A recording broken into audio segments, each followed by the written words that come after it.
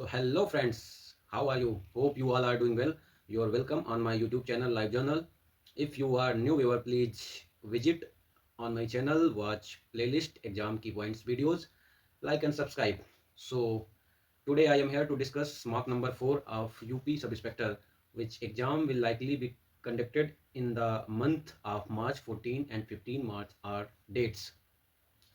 So friends, how about your preparation going on? Tell in comment section. So before starting a complete analysis video, I would like to tell you a subject wise brief analysis. So let's start. आज के mock में मेरे marks बने 332.50 out of 400. इसमें से percentile 95.54 and rank 578 out of 13,000 approx. And now come to subject wise mark analysis. So let's first talk about Hindi. Here I got 80 out of 100 and I took 15 to 16 minutes to finish the section. Then after I got 62.5 marks out of 100 in constitution and law. Here 25 correct, 15 incorrect question. और बात करें अगर math की, तो quant और reasoning दोनों में मेरे 100 में से 95 आए हैं, 32 करेक्ट हैं, 2 इनकरेक्ट हैं इन बोथ सेक्शंस. सो ये थी summary. So let's start complete analysis of test. So start करते हैं हिंदी से स्टार्ट करते हैं, या फिर हिंदी से ही स्टार्ट करते हैं.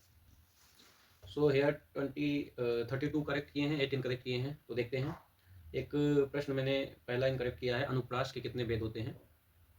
4 2 3 5 मैंने 4 लगाए थे, जबकि 5 होते हैं. वृत्या, छेका, लाटा, सुरत्या मुझे याद था, एक और अनप्ता करके कुछ होता है, वो मुझे मेमोरी में नहीं था. सो आई अटेम्प्ट रॉन्ग. सेकंड क्वेश्चन आप देखिए स्क्रीन पे. रात में देर तक बारिश होती रही, देर तक इन ब्रैकेट में था, तो मैंने इसको अब्बे लगाया. मैंने जो पढ़ा था तक अब्बे होता है उस हिसाब से, लेकिन ये एक क्रिया विशेषण है. सो ये गलत हुआ.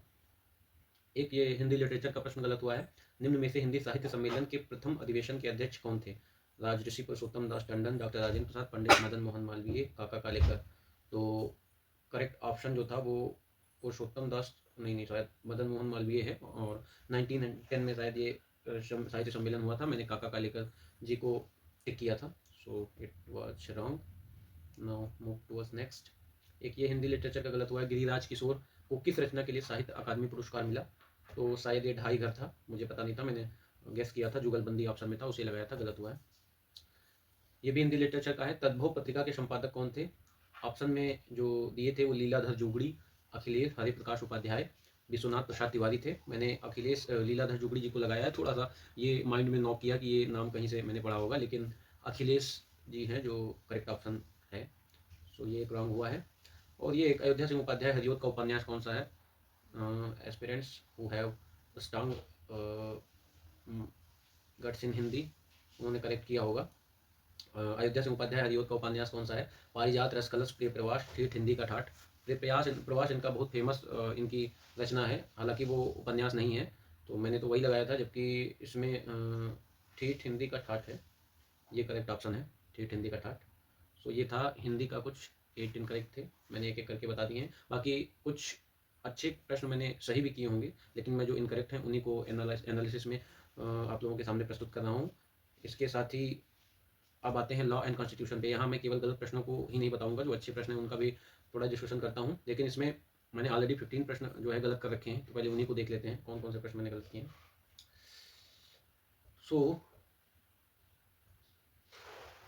एक ये था, शायद मैंने पढ़ा नहीं है. विसंबंधन के संदर्भ में शक्तिहीनता, अर्थहीनता, आदर्शहीनता, एकाकीपन और आत्मविस्मृति के बारे में किसने लिखा है? तो आर ब्लानर, एम शीमैन, कार्ल मार्क्स और कार्ल मैनहेम करके नाम थे. तो कोई भी ऑप्शन के बारे में जानकारी इस प्रश्न के बारे में नहीं थी, तो मैं आर ब्लानर के साथ गया था. एम शीमैन सही है, क्योंकि इस प्रश्न के बारे में मुझे पूर्व में जानकारी नहीं थी. ये शक्तिहीनता, अर्थहीनता, आदर्शहीनता, एकाकीपन और आत्मविस्मृति के बारे में वर्णित किया है. इकोनॉमिक्स का प्रश्न है. और एक ये अच्छा प्रश्न है जो मुझसे गलत हुआ है. केवल स्टेटमेंट थे केवल सर्वपल्ली राधाकृष्णन और श्री राजगोपालाचारी ही भारत रत्न के पहले प्राप्तकर्ता थे। और साथ में एक सचिन तेंदुलकर का स्टेटमेंट दिया है कि उन्हें भारत रत्न 2014 में मिला है और 2024 तक भारत रत्न पाने वाले वह एकमात्र क्रिकेटर है, तो जो कि पूर्णतः सही है, मुझे ज्ञात था। लेकिन प्रथम स्टेटमेंट में सर्वपल्ली राधाकृष्णन और श्री राजगोपालाचारी के साथ सीवी रमन को भी मिला था, जो कि मैं ध्यान में नहीं था, इस वजह से ये पहला ये स्टेटमेंट गलत हुआ है। और उसके साथ ही एक ये प्रश्न अच्छा था, BNSS के अंतर्गत किसी अपराध का संज्ञान लेने की समय सीमा क्या है? गलत कथन को इंगित करना था, तो इसमें 5 वर्ष यदि अपराध और मृत्युदंड या आजीवन कारावास से दंडनीय है, तो उसके लिए ये स्टेटमेंट गलत होना चाहिए। बाकी संज्ञान लेने की सीमा अन्य 3 जो स्टेटमेंट दिए हैं, 1 वर्ष अपराध के 1 वर्ष के दौरान, अपराध करने के 1 वर्ष के बाद तक और 6 महीने बाद तक और 3 वर्ष बाद तक, ये चीज़ें जो हैं वो संज्ञान में आ सकती हैं। तो ये प्रश्न इस हिसाब से गलत हुआ।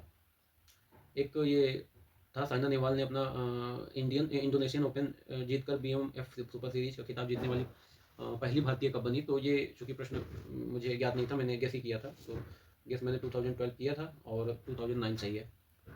और एक ये अच्छा प्रश्न है, जरा देखिएगा आप लोग स्क्रीन पे, जहाँ किशोर न्याय बालकों की देखरेख और संरक्षण अधिनियम 2015 की धारा 15 के तहत जांच के बाद किशोर न्याय बोर्ड इस बात से संतुष्ट है कि 16 वर्ष से अधिक आयु के किसी बच्चे ने जघन्य अपराध इट मीन सीनियर्स क्राइम्स किया है और उस पर एक वयस्क के रूप में मुकदमा चलाया जाना चाहिए, तो वह। अब इसमें ऑप्शन थे कि एक संबंधित सत्र न्यायालय को बच्चे के मामले को वयस्क के रूप में सुनवाई के लिए सौंप सकता है, बच्चे पर CRPC में दी गई प्रक्रिया के अनुसार मुकदमा चला सकता है, संबंधित न्यायालय में प्रस्तुत करने के लिए आरोप पत्र जांच अधिकारी को लौटा सकता है, बच्चे पर वयस्क के रूप में मुकदमा चलाने के लिए मामले को बाल न्यायालय में स्थानांतरित कर सकता है। So I went with fourth option, first option, संबंधित सत्र न्यायालय को बच्चे के मामले को वयस्क के रूप में सुनवाई के लिए सौंप सकता है, लेकिन ये ऑप्शन गलत था। यहाँ पर फोर्थ ऑप्शन सही है कि जो बच्चा है उसको वयस्क के रूप में उस पर मुकदमा चलाने के लिए चाइल्ड जो कोर्टें होती हैं उन्हीं में मामला स्थानांतरित किया जाएगा, सेशन कोर्ट में नहीं जाएगा। सो ये ऑप्शन मेरा गलत हुआ। और अच्छा प्रश्न जो मैंने गलत किया है, हाँ ये एक अच्छा है, पॉस्को एक्ट की 2012 के किस अध्याय में बच्चों को अश्लील प्रयोजनों के लिए उपयोग करने और पनिश करने देने का प्रावधान है? तो इसमें चैप्टर दिए हैं, तो चैप्टर 3 में ये चीज़ें दी गई हैं, जबकि चैप्टर 4 मैंने लगाया था। ओवरऑल तो पढ़ा है, लेकिन इतना चैप्टर और जब धाराएं पूछता है तो थोड़ा बहुत कन्फ्यूजन होता है। और एक प्रश्न इसमें जो मैंने गलत किया है, ये क्वेश्चन नंबर 25, राष्ट्रीय सुरक्षा अधिनियम की धारा 11 के अनुसार सलाहकार बोर्ड उस तारीख से डैश सप्ताह के भीतर सलाहकार बोर्ड अपना प्रतिवेदन उपयुक्त सरकार को प्रस्तुत कर देगा। तो इसमें मैंने लगाया था 6 सप्ताह के भीतर, तो ये 7 सप्ताह के भीतर है। ऑप्शन सही है कि जो NSA एक्ट की धारा 11 है उसके अंतर्गत जो एडवाइजरी बोर्ड होता है वो अपनी मतलब 7 वीक, विद इन 7 वीक सलाहकार बोर्ड एडवाइजरी कमेटी के समक्ष अपना जो अपनी रिपोर्ट जो है वो सरकार के समक्ष वो प्रस्तुत करना होता है उन्हें। तो ये एक गलत हुआ। तो ये टोटल प्रश्न थे लॉ कॉन्स्टिट्यूशन में जो मैंने राउंड किए हैं। और बाकी नाउ कम टू मैथ में मैंने 2 प्रश्न गलत किए हैं और उनमें से एक रीजनिंग का है, पजल है, उसमें वॉवेल को ZPAFT करके लिखा है, आप स्क्रीन पे देख रहे होंगे। तो वॉवेल को +4 और +1 के कॉम्बिनेशन में मैंने अगला कॉम्बिनेशन सेट कर दिया था, जबकि इसमें +4 के साथ कॉन्सोनेंट में +4 किया गया है, वॉवेल में +1 किया गया है। तो थोड़ा सा कॉम्बिनेशन में चेंज या समझने में थोड़ा सा फेर होने की वजह से ये प्रश्न गलत हुआ है। हालांकि in exams it can lower your overall rank, these type of silly mistakes can lower your overall rank, so be careful when you go to attempt these type of question. So एक प्रश्न और जो गलत हुआ है वो भी ये तो सिली है, 4 to power -1 plus 8 to power -1 divided by 2/3 to power -1 equal to 1/2 to power 2x -1।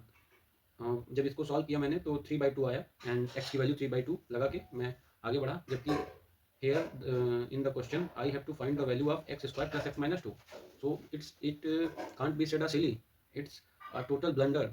These type of mistake are very bad in very wrong direction for your overall rank, so ये भी गलत अटेम्प्ट होना नहीं चाहिए था।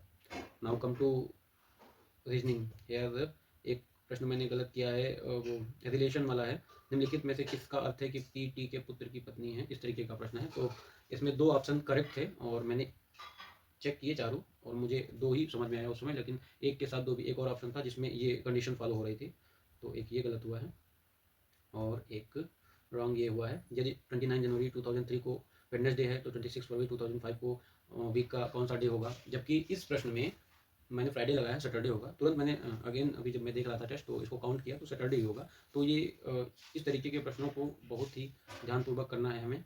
हालांकि मैं तो रीजनिंग में ठीक ही रहा, दो दो गलत हुए हैं, वो भी बहुत ज़्यादा अच्छे प्रश्न नहीं थे जो गलत हैं, गलत होने लायक नहीं थे। बाकी ओवरऑल मॉक ये था ऐसा जो हमने अभी डिस्कस किया है। आज के मॉक में लॉ कॉन्स्टिट्यूशन में गलतियाँ थोड़ा ज़्यादा हुई हैं, 15 करीब राउंड हुए हैं। बाकी ओवरऑल ठीक है, हिंदी में भी थोड़ा सा परफॉर्मेंस ठीक रही है, 75 से 80 तक पहुँचा हूँ। बाकी देखते हैं, we will meet again in the next mock analysis of UPSI because exam is at one hand distance. So tighten your belt, dress up your notes, and keep everything in mind. Don't be panic. Keep grinding every day till you attempt your exam. Be in a proper manner. और इसके साथ ही जय हिंद, नमस्कार।